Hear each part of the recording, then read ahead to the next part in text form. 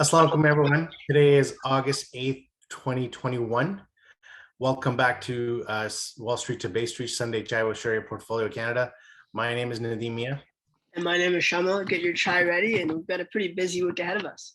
So it was a pretty interesting week in the markets this week. Looking back over the last week, the oil market was down about 7 to 8% over the course of the week. So Nadeem, let me start off with this. What were some of the factors that kind of led into the oil market having a rough start?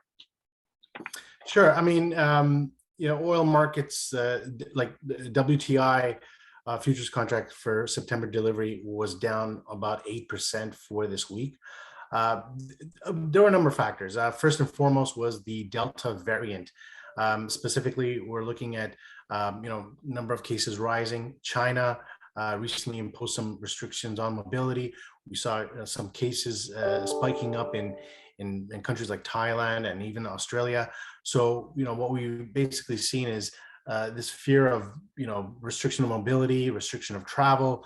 Obviously, that speaks to the demand, the Asian demand, so to speak. So there are obviously record number of cases, and I think that's number one what spooked the market. The other thing also, the second was on Wednesday, the Energy Information Agency, the U.S. EIA, came out with its inventory report, and there was a 3.6 million barrels of crude stockpile increase. That was an unexpected increase in inventory. So that also kind of dampened, the price of oil.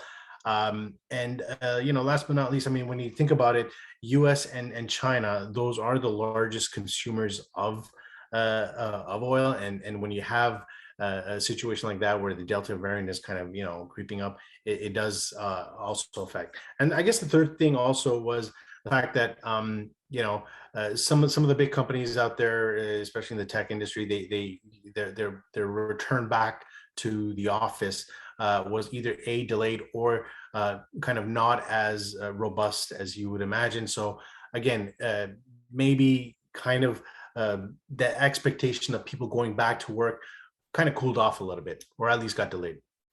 Yeah, it's going to be really interesting. Stats Canada did release that about 81% of people would prefer to work at least half of the time from home. So it's going to be interesting to see going forward if the oil prices continue in that direction. But, kind of switching on from that, did you see any positives in the oil industry this week or no?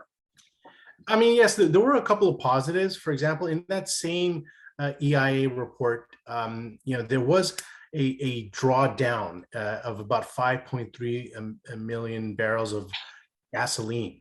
And so what that number is kind of telling us is that at least the U.S. driver, the drivers in the U.S., there was a healthy demand for it.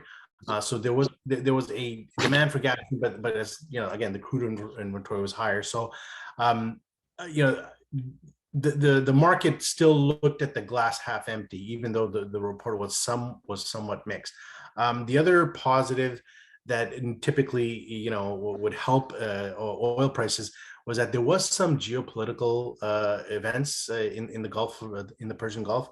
There were basically reports that there was an attack on a vessel off the coast of the UAE, and the U.S. and Britain were saying that it was Iran backed. Iran denied it. Nonetheless, it was one of those situations where typically a situation like that would lead to some type of increase in the price of oil.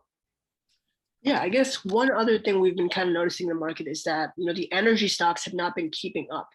So could you maybe touch a little bit on that as well? Yes, absolutely. So what we've seen overall is, we've seen the price of oil like WTI have like a phenomenal year. However, oil prices, energy stocks haven't necessarily kept up. They're up, but they're not. So for example, if you take a look at some of the ETFs out there, like the XLE, which is essentially a basket of some of the largest U.S. energy stocks out there, even though that sector is up, it's still lagging the price of oil. Same thing with the OIH, which is basically in ETF that is composed of oil services company, that's also lagging. So I guess what this could be telling us is that maybe the equity markets don't believe that, number one, that the price of oil is this sustainable, so equity investors aren't necessarily buying into that thesis. And the second thing could obviously be the fact that ESG investing and the growth of it has really hurt the energy stocks in general, as they become a sector that really isn't obviously a focus. In fact, it's a sector that they shy away from. So again, no ESG money necessarily coming into energy stocks. Perfect. Another, headline we saw, this week was that, Biden is looking for half the U.S. to be using electrical vehicles by 2030. So could you maybe touch on the relationship between, the EV industry and the oil industry? Sure. Yeah, like you mentioned, Biden did come out with an executive order to target about half of the vehicles in the U.S. to be EV, electric. As first of all, that is a lofty target, even by a lot of industry analysts. That's what they said. As far as the relationship between the two goes, I mean, it's pretty much negative in the sense that the cars use oil, and here you are. What you now want to do is take 50% of those cars and convert them over to electricity. So naturally, you're going to see demand for oil come down. I think obviously that's a long-term story. This is something that's going to play out in the many years ahead. However, having said that, I don't think oil is necessarily going to go away anytime soon. But it's more of a long-term. It's definitely more of a long-term theme here, and obviously, I would say generally speaking, it would be negative in the sense that cars are no longer putting oil in, and they're now using electricity. Perfect. So that's kind of all the topics we had today, but we did have a couple of fan questions this week, so maybe we can kind of address those one at a time. The first question we got was, can you discuss telehealth in general? Sure. So telehealth, we recently did sell out of our telehealth stock, which is Teledoc. I mean, although generally, if you take a look at the industry, the virtual health industry, there's, you could make the case that it's a great long-term prospect. It could be how Netflix has revolutionized the way that we watch, TV and movies. Virtual health could kind of be trending in that category. However, that's when it comes to the companies that are in there. Like any industry, there could be some growing pains along the way, and sometimes the stock price could be reflected of that. So, again, as far as the industry goes, that's definitely something that obviously looks to be on the uptrend. However, when it comes to the stocks, it's not. There's not a one-to-one relationship between the two. There could be a disconnect, and you could see some growing pains for the companies before the industry matures. Perfect. And the next question I'm sure you get quite a bit, and I get it quite a bit as well, is cryptocurrency and Forex. Some people consider halal, some people don't. What are your thoughts on that? Where you stand on that? Well, of course, when it comes to crypto and Sharia compliance, there's still an ongoing debate. Some of the scholars that obviously are well respected and have a high degree of Islamic finance knowledge. There are arguments for, there are arguments against it. So I do think that it's an ongoing debate. Not all cryptocurrencies are alike. Some cryptocurrencies, for example, are naturally not compliant because they could be involved in interest and so forth. So you definitely still have to do your homework. Of course, Allah knows best. We try to do our best, but I would just say it's one of those things that we should definitely kind of keep an eye on as the industry develops.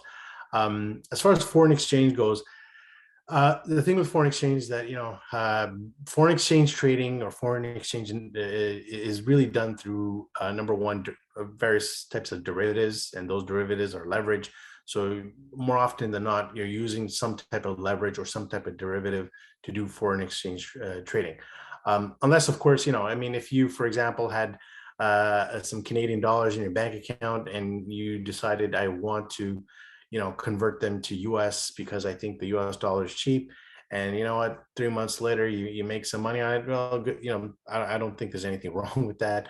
But as far as specifically FX trading, the way that it's done on the mainstream level, that I would say is not Sharia compliant. Awesome. So yeah, that's pretty much all the questions we had today, and we kind of covered a lot in the oil market specifically. But yeah, thank you again for joining and bringing your chai with us on this Sunday. And if you do have any other questions, as always, you can leave them in the comment section below. And yeah, thank you so much for joining us, and we'll see you next week. See you next week. Assalamu alaikum. Nadeem Mian, Portfolio Manager, registered as an advising representative, and Shamil Devji, Financial Advisor, registered as a dealing representative with Sharia Portfolio Canada Inc., a portfolio manager registered in the provinces of Ontario, British Columbia, and Alberta. Their opinions and statements expressed in this show are their personal opinions and do not necessarily reflect those of Sharia Portfolio. They are effective as of the date of this broadcast only and are subject to change. This discussion is for general information purposes only and is not investment advice.